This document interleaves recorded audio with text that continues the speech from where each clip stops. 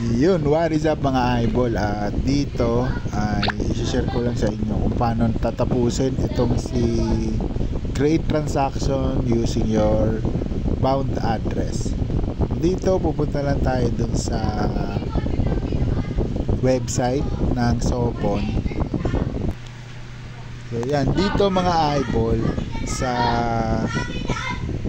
OKX, ako OKX yung gamit ko, pero pwede rin naman yung MetaMask, yan, yung Binance Wallet, Bybit Wallet, yung Bitget Wallet, pwede rin yan.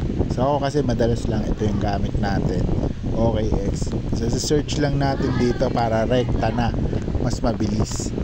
So dito sa Discover, tapos search lang yung Sopon, yan, portal.sopon.xyz. Tapos ayan, so dito connect lang yan. Kapag di nag-connect, connect wallet lang. Tapos OKX yung gamit ko nga, so OKX yung pinili nating wallet. So dito naman ay gagawin lang natin, pwede tayong pumunta sa pinaka main dashboard.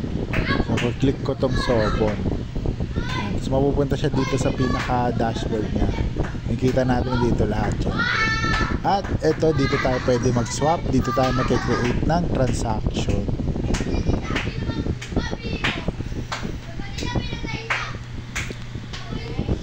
So dito, hindi nyo na kailangan ng pang-gas fee. Libre lang dito kung na-claim nyo na yung map token niyo. Pero kung wala pa kayong map token, kailangan nyo mag-bridge. So balik lang ulit tayo dito. Kung wala pa kayong token na pang-transaction dito sa Sopon Network. Ito. So magbi-bridge kayo ng Ethereum. Yan, piliin nyo lang Ethereum. Yan, network yan, Ethereum network to Sopon Network na Ethereum. So automatic na yun kapag nakapag-bridge kayo. So syempre huwag nyo isasagad yung i-bridge kasi may gas fee pa. So, balik tayo dito sa sync swap. So syempre ganito na rin yung pagsaswap. So ito yung Ethereum. So ako ang ginagawa ko, ang pinagsaswap ko yung map kasi madami to eh. Madami yung map. So sinaswap ko lang one map lang. So, ano lang yun. Kasi ino-hold ko pa naman siya. So, yan. Tapos papalit natin siya sa Ethereum. So dito nagtatanong yung iba kung pwede na daw bang mapera yung nakuha nilang airdrop. So ganito lang, kung gusto nyo ng perahin, trade nyo lang sa yung map token to Ethereum. Tapos i-bridge nyo uli papunta sa Ethereum mainnet. Tapos yung Ethereum na mainnet, yun na i-send natin papunta sa mga exchange kasi wala pang listed na Ethereum na Sopon Network papunta sa mga exchange.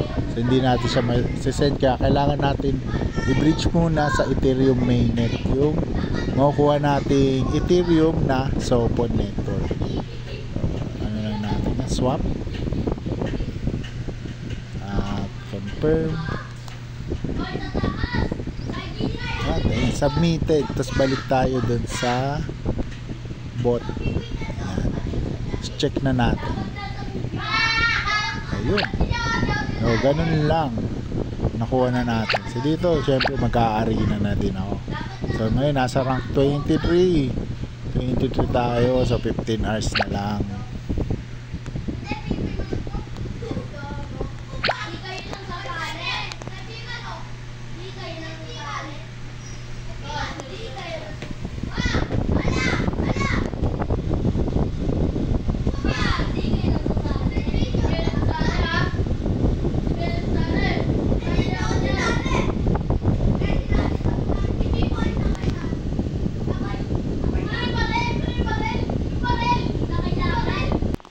At ayun, last one.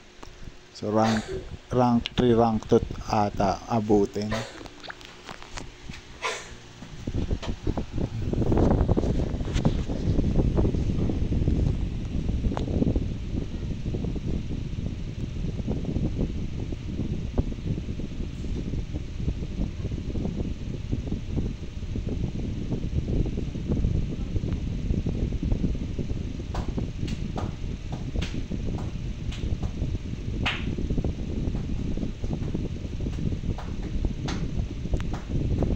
At ayun, rank 3.